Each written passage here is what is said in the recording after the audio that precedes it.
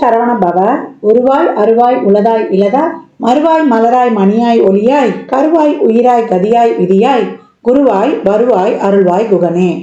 அன்பர்கள் அனைவருக்கும் வணக்கம். நான் ஆதித்ய சொர்ணலக்ஷ்மி பேசுகிறேன். இந்த பதிவு சிறப்பான பதிவு அப்படின்னு சொல்லலாம். கர்மக்காரகன் சனி பகவான் பயிற்சியாக போகிறாரு. மார்ச் 29 பயிற்சியாகி அவர் 2.5 வருடங்கள் ஒரு ராசியில் இருப்பார். ஏன்னா அதிக நாள் இருக்கக்கூடியவர் நம்ம சனீஸ்வர பகவான் தான். அவர் ஜூன் 2027 வரை அந்த இடத்துல தான் நம்மளுக்கு கும்பத்திலிருந்து மீனத்திற்கு சென்று அமர்ந்தவர். இந்த இடைப்பட்ட காலங்கள் அந்த இடத்துல தான் நம்மளுக்கு இருந்து பலாபலன்களை தரவிருக்கிறார். விதியை நிர்ணயிப்பவர், கர்மக்காரகன் அப்படின்னு அவரை நம்ம ரொம்ப சொல்கிறோம். அதை தாண்டி அவரை பார்க்கும்போது எல்லாருக்கும் ஒரு அச்சம். ஏன் இந்த அச்சம் அப்படின்னு பார்த்தோம்னா, இவரை பார்த்து நம்ம அச்சப்பட வேண்டியதே கிடையாது. நம்ம பார்த்து அச்சப்பட வேண்டியதெல்லாம் யாருன்னா சாயா கிரகங்கள்னு சொல்லக்கூடிய ராகு கேதுக்கள். அவங்க தான் பிக் பாஸ், நம்ம இயக்கக்கூடியவர்கள். ஒவ்வொரு 1.5 வருடமும் நம்மளுக்கு எல்லாத்தையும் மற்ற 7 கிரகங்களும் கொடுக்காத அவங்க பிடிக்கி வாங்கி செஞ்சுட்டு போயிடுவாங்க. அதே போல் நம்ம என்ன தப்பு பண்ணுறோம், ஒவ்வொரு நொடியும் 24x7 நம்ம பிக் பாஸ் தான். விஜய் டிவி பிக் பாஸ் தான். ஓட முடியாது, ஒளிய முடியாது, எல்லா இடத்துலையும் கேமரா தான் நம்மளுக்கு. நம்ம நினச்சிக்குவோம்.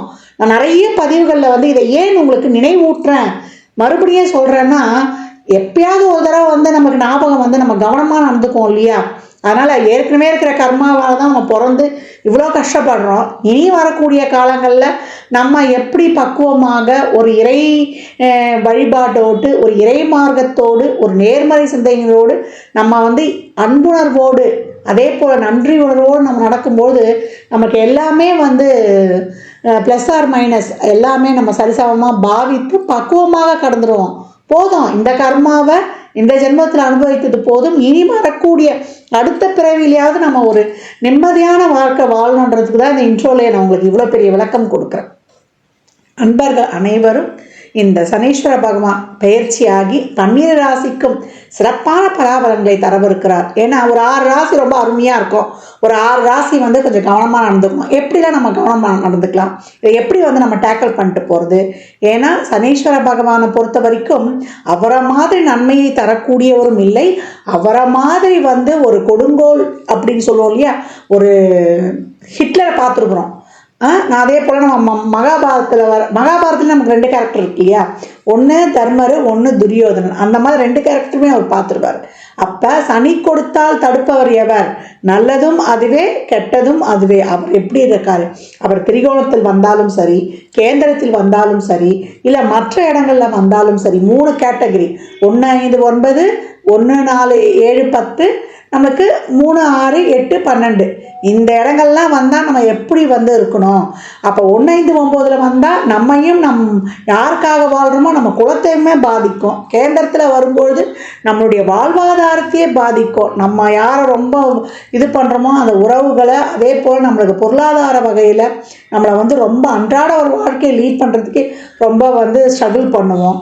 அடுத்த மற்ற இடங்களில் இருக்கும்பொழுது நம்ம மற்றவங்களோட மிங்கிள் பண்ணி போகிறதையும் மற்றவர்களிடம் நம்மளுக்கு கிடைக்கக்கூடிய விஷயங்களையும் நம்மளுக்கு தடுக்கும். அப்படின்னு இப்படிலாம் நிறைய விஷயங்கள் இருக்குது. இதை தாண்டி இந்த சனீஸ்வர பகவான் வெறும் இதை மட்டும் நம்ம அப்படியே பிளைண்டாக பார்க்கக்கூடாது. அவர் யாரோட தொடர்பில் இருக்கிறாரு, அவர் எப்படி இருக்கிறாரு, அதை வைத்துத்தான் மற்ற பலன்களை, நம்ம பிறப்பு ஜாதகம் தான் நமக்கு முழுமையான துல்லியமான பலன்களை கொடுக்கும். அப்போ இப்போ பிளேஸ் ஆகக்கூடிய கும்பத்திலிருந்து அவருடைய மூல திரிகோணம் பலம் பெற்ற வீட்டிலிருந்து கால சக்கரத்தின் 11லேருந்து 12க்கு போகக்கூடிய சனி உலகளாவிய அளவில் மிகப்பெரிய மாற்றங்களை ஏற்படுத்துவார். அதை இயற்கை சீற்றங்கள்லேருந்து, உலக பேரழிவுகள்லேருந்து, அதே போல் நாடுகளுக்கு ஏற்படக்கூடிய பிரச்சனைகளில் இருந்து, நம்முடைய சாதாரண மனிதனின் வாழ்வாதாரத்திலிருந்து, அரசியலிருந்து, அதே போல் நம்ம சமூகத்தில் ஏற்படக்கூடிய அனைத்து விதமான மாற்றங்களுக்கும் காரணகர்த்தா அவரே தான். அதை பற்றி நம்ம பதிவுகளில் தெளிவாக காணலாம். பதிவை முழுமையாக கேளுங்க. இதில் சொல்லியிருக்கின்ற இறை வழிபாடு, அதே போல் எளிமையான ஒரு ஆன்மீக பரிகாரங்களை எல்லாம், வழிபாடு தான் பரிகாரம் சொல்வதை விட, பின்பற்றி உங்கள் வாழ்வை வளமாக்கி கொள்ளலாம். கும்ப ராசி கும்ப லக்னத்திற்கான பலன்களை காணவிருக்கிறோம். இந்த சனிப்பெயர்ச்சி எப்படிமா எங்களுக்கு நன்மை செய்ய போகுது அப்படின்னு கேட்குறவங்களுக்கு ரொம்ப நல்ல பலன்கள் அப்படின்னு வந்து சொல்லலாம். அம்மா இன்னும் எங்களுக்கு 2.5 ஆண்டுகள் இருக்குது அம்மா அப்படின்னு எல்லாருக்கும் வந்து ஒரு ஐயம், ஒரு அச்சம், ஒரு கவலை அப்படின்னு சொல்லலாம். ஏன்னா நிறைய ஃபேஸ் பண்ணி கொண்டு வராங்க. இதை கேட்டகரியாக பிரிக்கலாம். First, second, third. ஃபஸ்ட் ரவுண்டாக எங்களால் நாங்கள் எப்படி தான் இன்னும் நாங்கள் கடக்க போகிறோம் இன்னும் 2.5 ஆண்டுகள் அப்படின்னு சொல்லிட்டு. 2வது ரவுண்டாக சமாளிச்சுவோமாம்மா, அந்த நம்பிக்கை இருக்குது அப்படின்ற ஒரு துளிர் விடுக்குது அப்படின்னு வந்து சொல்லலாம். 3வது ரவுண்டு என்ன சாமி எங்களை கூப்பிட மாட்டுறாரு அப்படின்னு வந்து பலவித புலம்பல்கள். அவங்க தசா புத்திக்கு ஏற்றாப்பார் தான். சனி தசா புத்தியாக இருக்கும்பொழுது இன்னும் வந்து நம்ம கூடுதல் கவனத்தோடு கடக்கணும் அப்படின்னு. இந்த இடம் கால சக்கரத்தின் 11ஆம் இடம். இருக்கக்கூடிய நட்சத்திரங்கள்னு பார்த்தீங்கன்னா அவிட்டம் 3, 4, சதயம் 4 பாதங்கள், புரட்டாதி 3 பாதங்கள். கும்பம் இன்பமான காலங்களை நோக்கி பயணிக்கப் போகுது. அதற்கு அடித்தளமாக இந்த 2.5 வருடம் இருக்க போகுது அப்படின்னு வந்து சொல்லலாம். குழம்பு இருந்த மூளையில் படுத்து கிடந்திருந்த எதுவுமே செய்ய முடியல. குடும்பத்தில் நிறைய பிரச்சனை, என்னால் சமாளிக்க முடியல, இருக்கிறதா வேண்டாவா அப்படின்லாம் நிறைய இருந்தோம். நிறைய லவ் சம்மந்தமான பிரச்சனை, தொழிலில் நிறைய பிரச்சனைமா, கேட்குற இடத்துல கடன் கூட கிடைக்கல, கடன் கொடுத்து ஏமாந்தேன், குடும்ப உறவுகள் தான் நம்பி மோசம் போனேன், உடல் ஆரோக்கியம் நானும் எவ்வளோ பார்க்குறேன், ஒன்றும் கட்டுக்கே வரமாட்டுது. பணத்துக்கும், அதாவது காசு இருந்தாலாவது ஒரு ஆரோக்கியம் குறைபாடு இருக்கணும், காசும் இல்லை ஆரோக்கியமும் இல்லைன்னா நாங்கள் எங்கேம்மா போவோம் அப்படின்னு நிறைய இதை சொல்லிக்கொண்டே போகலாம். ஏன்னா நம்ம பண்ண கர்மா தானே இன்று காலகட்டம் அனுபவிக்கிறோம். கஷ்டப்படுறோம் அப்படின்னா அதற்காக எண்ணி யாருமே கலங்காதீங்க. இந்த ஜென்மத்தில் நம்ம அந்த கர்மாவை அனுபவிச்சுட்டு போயிடணும், அடுத்து வரக்கூடிய ஜென்ரேஷனுக்கு நம்ம அதை கடத்தக்கூடாது, இறைவா இதற்கு தைரியம் மட்டும் கொடு அப்படின்னு சிவபெருமானே, மகேஸ்வரா, ரட்ச மகேஸ்வரா,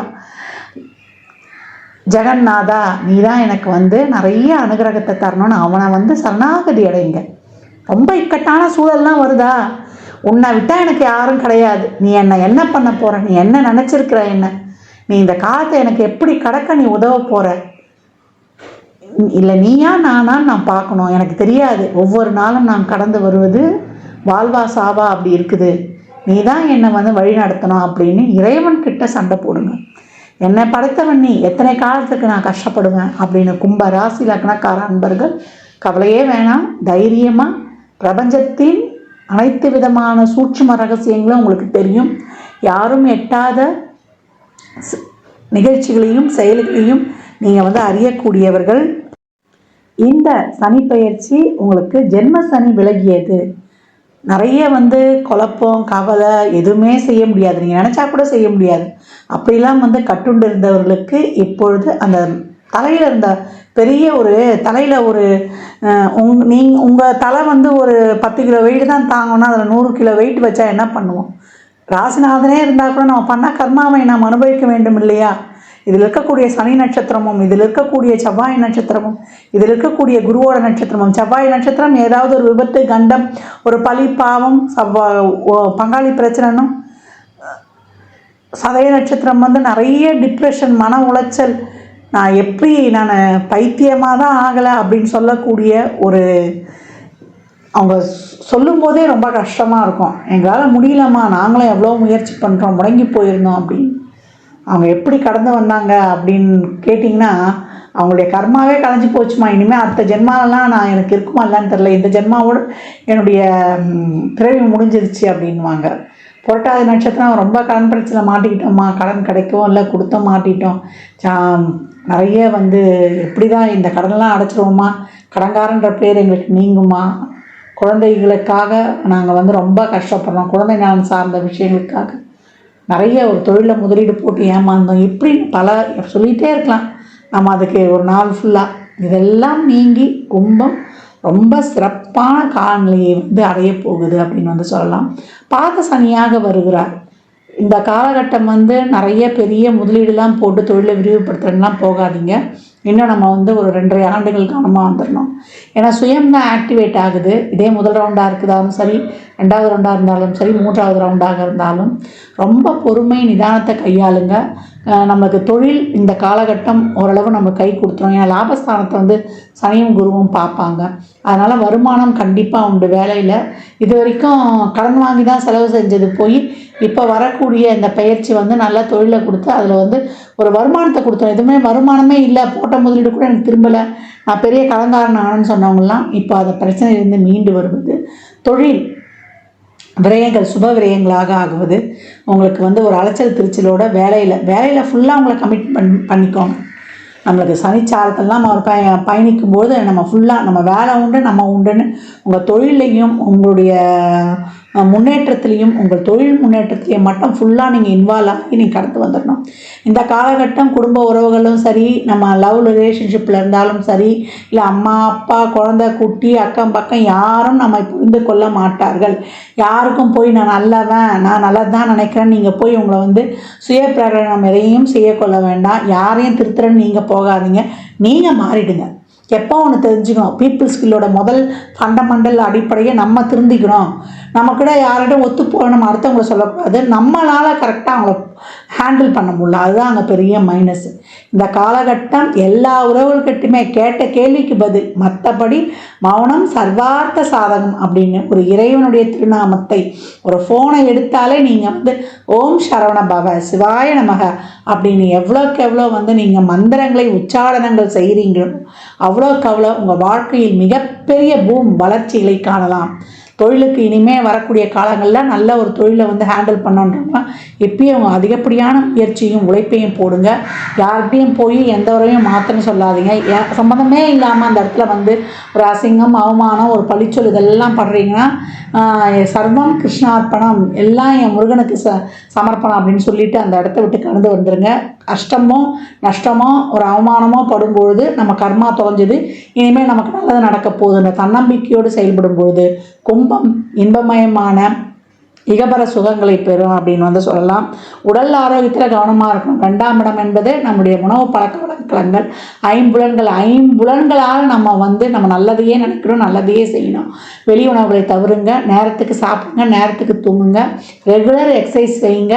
உணவு பழக்க வழக்கங்களில் ஸ்பைசி ஃபுட்டு இதெல்லாம் சாப்பிட்றாதீங்க, ஃபைல்ஸுக்கு வித்திடும். நிறைய இந்த ஸ்க்ரீனை பார்த்துட்டு லேட் நைட்டாக தூங்கினீங்கன்னா உங்கள் உடம்பை யாரும் இது பண்ண முடியாது. ஏன்னா நம்மளுடைய உடம்பை அதுவே சரி பண்ணிக்கக்கூடிய நேரம் 10 to 2 தான். அதுக்குள்ளே நீங்கள் படுத்திங்கன்னா தான் உங்களுடைய எல்லா செல்களும், ஆனால் நம்ம சொல்லுவோம் அதை செய்ய முடியாது. இதெல்லாம் ப்ராப்பராக ஃபாலோ பண்ணுங்கள். உணவு பழக்க வழக்கங்களை வந்து நீங்கள் சரியாக கையாளுனா பெரிய உடல் உபாதைகளுக்கு ஆளாக நேரிடும். அதே போல் பணம் கொடுக்கல் வாங்கல், வாய் வார்த்தை, ஜாமீன் இதெல்லாம் வந்து கவனமாக இருக்கணும். ஒரு உறவு தேவை, ஒரு ரிலேஷன்ஷிப் நல்லா இருக்கணும்னா நீங்கள் பொறுமை, சகிப்புத்தன்மை, நிதானம், பொறுப்புணர்வு எல்லாம் இருக்கணும். உழைப்பை நோக்கி உங்களுடைய செயல்பாடுகளும் சிந்தனைகளும் இருக்கும்பொழுது கும்பம் எப்போவுமே வந்து ஒரு சிறப்பான ஒரு அங்கீகாரம் உங்களுக்கு கிடைச்சிரும். ஏன்னா ஒரு சிலருக்கு 2வது ரவுண்டு இருக்கவங்களுக்குலாம் இந்த காலகட்டம் ஒரு பணம் சம்மந்தப்பட்டதுக்கெலாம் கஷ்டப்பட வேண்டிய அவசியம் கிடையாது. மற்றவர்கள்லாம் ஒரு உதவி கேட்டாலும் சரி, ஒரு பணம் கேட்டாலும் சரி ரொம்ப கஷ்டப்பட வேண்டியது இருக்கும். இதே ஒரு 3வது ரவுண்டுனா யார்கிட்டையும் எதையும் எதிர்பார்ப்பு வைக்காதீங்க. மற்றவருடைய ஹெல்ப்பு கிடைக்கும், நம்ம அப்படி எதையும் எதிர்பார்த்து காத்திருக்க வேணாம். நீங்களே உங்களுக்கு உதவி, தன் கையே தனக்கு உதவி அப்படின்னு கிடைத்த வரைக்கும் இறைவனுக்கு நன்றி சொல்லிட்டு அந்த இடத்த விட்டு கடந்து வந்துடுங்க. ஏன்னா நான் என் மருமகள் கேட்கலையே, மகன் கேட்கல, பேரன் பேத்திகள்ல எனக்கு நான் இவ்வளோ கஷ்டப்பட்டு வளர்த்தேன்னு இந்த காலகட்டம் மனம் தொய்ந்து விரக்தி நிலைக்கு மட்டும் போயிடக்கூடாது. இதே மாணவர்கள்லாம் இந்த காலகட்டத்தில் கூடுதல் கவனம் எடுத்து உங்கள் படிப்பில் மட்டும் கர்மமே கண்ணாயினார்னு கடந்து வந்துடுங்க. ரொம்ப பிறந்த குழந்தைகள் ஒரு 10 வயதுக்குள்ளே இருக்குன்னா குழந்தைகளை வந்து ஒரு உடல் ஆரோக்கியத்திலையும் சளி தொந்தரவுகளிலிருந்து பார்த்துக்கொள்வது ரொம்ப சிறப்பு. முன்ன இருந்த சூழலை விட இப்போ வரக்கூடிய இந்த 2.5 வருடத்துக்கு நீங்கள் வந்து சாமர்த்தியமாக நல்லா வந்து ஒரு பக்குவமாக கடக்கக்கூடிய ஒரு பலத்தை வந்து கொடுத்துருவார் சனீஸ்வர பகவான் அப்படின்னு வந்து சொல்லலாம். புதுதாக கல்யாணம் ஆனாலும் சரி, ஏன்னா 7.5 சனியில் தான் கல்யாணம்லாம் நடக்கும். அப்போ கல்யாணம் ஆனாலும் சரி, கல்யாணத்துக்கு முயற்சி செய்பவர்களாக இருந்தாலும் சரி, நிறைய பொறுமை, பக்குவம், எதிர்பார்ப்பு பெருசாக வச்சுக்கூடாதுங்க. ஒரே ஒரு தாரக மந்திரம் தான், கிடைச்சா நல்லது, கிடைக்காட்டி ரொம்ப நல்லதுன்னு கடந்து போங்க. ஏன்னா நேரம் நல்லா இருக்கும்போது நம்ம எல்லாமே வந்து நல்லதாக அமையும். நேரம் சரியில்லைன்னா நல்லவங்க கூட நம்மளை வித்தியாசமாக பார்க்கக்கூடிய ஒரு சூழலை உருவாக்கிடும். எல்லாம் கிரகங்கள் தான், ஒரு வட்டம் தான். இந்த வட்டம் மேலேயும் போகும், கீழேயும் இறங்கும். இப்போ நம்மளுக்கு இன்னும் அதுலேருந்து வெளிவருவதற்கு கொஞ்சம் காலகட்டங்கள் ஆகுது. எல்லாமே ஒரு ஃப்ளோவாக நடக்குமா, டக்கு டக்கு நடக்குமான்ற சூழலை நம்ம இன்னும் எட்டி பிடிக்கல.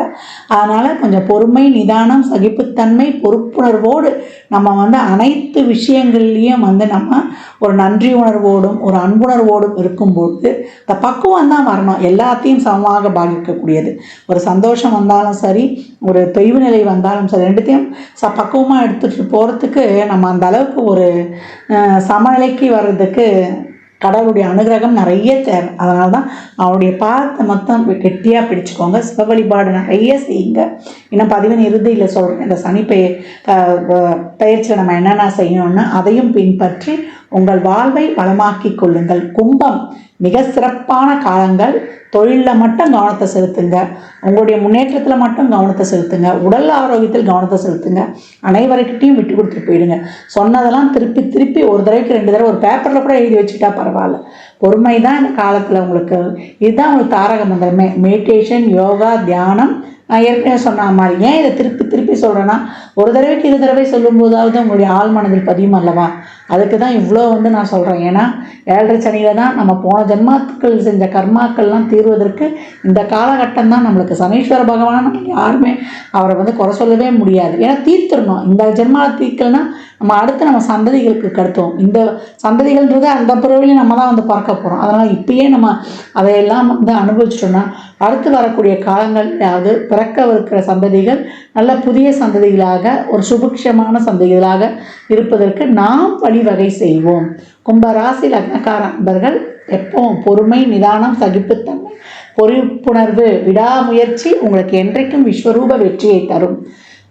கும்பராசி லக்னக்கார அன்பர்களுக்கு என் மனமார்ந்த வாழ்த்துக்களை தெரிவித்துக் கொள்கிறேன். 12 ராசியினருக்கும் இந்த சனி பெயர்ச்சி பலன்கள் சொல்லியிருக்குது. இந்த சனி பெயர்ச்சி பலன்களை எப்படி எடுத்துக்கணும்னா, இப்போ உங்களுக்கு சனி தசாவோ சனி புத்தியோ நடக்குது, இல்லை சனி எந்த ஸ்தானங்களில் உட்கார்ந்துருக்காரு, பெரும்பாலும் 10, 11 அப்படி உட்கார்ந்துருக்காரு, இல்லை 3, 6 ஸ்தானங்களில் உட்கார்ந்துருக்காரு, உங்கள் லக்னம் ராசிக்கு ஒரு சிறப்பான இடத்துல அமர்ந்திருக்காரு அப்படின்னும் போது நீங்கள் கொஞ்சம் பாசிட்டிவாகவே எடுத்துக்கலாம். சனியோட ஒரு சுக்கிரனோ ஒரு புதனோ ஒரு குருவோ இருந்தால் உங்களுக்கு அதிக அளவு சாதகமற்ற பலன்கள் நடக்காது. ஒரு ராகு, கேது, சூரியன், செவ்வாய் இவங்க இருந்தாங்கன்னா அவங்க கொஞ்சம் கவனமாக இருக்கணும். இதே ஒரு சனி தசா, ராகு புத்தி, கேது புத்தி, சூரிய புத்தி, சந்திர புத்தி இதெல்லாம் நடக்குது அப்படின்னும் பொழுது பகைகளோடு இருந்து அவர் தசை நடத்துகிறாரு, அவர் இருக்கக்கூடிய ஸ்தானங்களும் சிறப்பு இல்லைன்னா நீங்கள் ரொம்ப கவனமாக இருக்கணும் அப்படின்னு எடுத்துக்கலாம். இதே ஒரு சுக்கிர தசா, குரு தசா, ஒரு புதன் தசா நடக்குதுன்னா நீங்க கொஞ்சம் கடந்து வந்துடலாம் அப்படின்னு சொல்லலாம். எல்லா சூழலில் இருக்கிறவங்களும் இந்த காலகட்டம் ஒரு பிரச்சனையை சந்தித்து தான் நம்ம ஒரு நன்மையும் எதிர்பார்ப்போம். ஒரு லெசன் எடுத்துருவாரு. ஒரு சனி பகவான் வராருனாலே அந்த பாவத்தை நம்மளை சரி பண்ணி கொடுக்கணும்.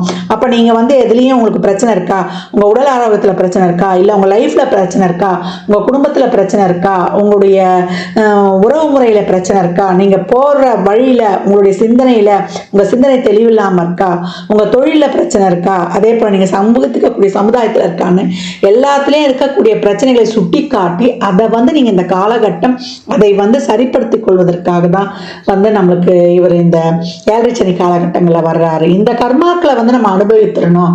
இதை நம்ம அனுபவிக்கணும்னு வச்சுக்கோங்களேன். நான் ஏற்கனவே பதிவுகளை சொன்ன மாதிரி நம்ம அடுத்த ஜென்ரேஷனுக்கு நம்ம கடத்திருவோம்.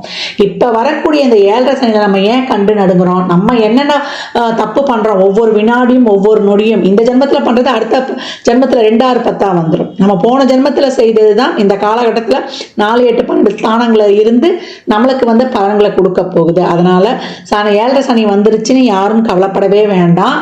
அந்த மாதிரி சனி புத்தி தசா நடப்பவர்கள் மட்டுமே கொஞ்சம் அதிகப்படியாக கவனமாக இருக்கணுன்றதையும் மேல் சொன்ன பதிவுகளில் இருந்து தெரிந்து கொள்ளுங்க. இந்த காலகட்டம் நிறைய சிவ வழிபாடு பண்ணுங்க.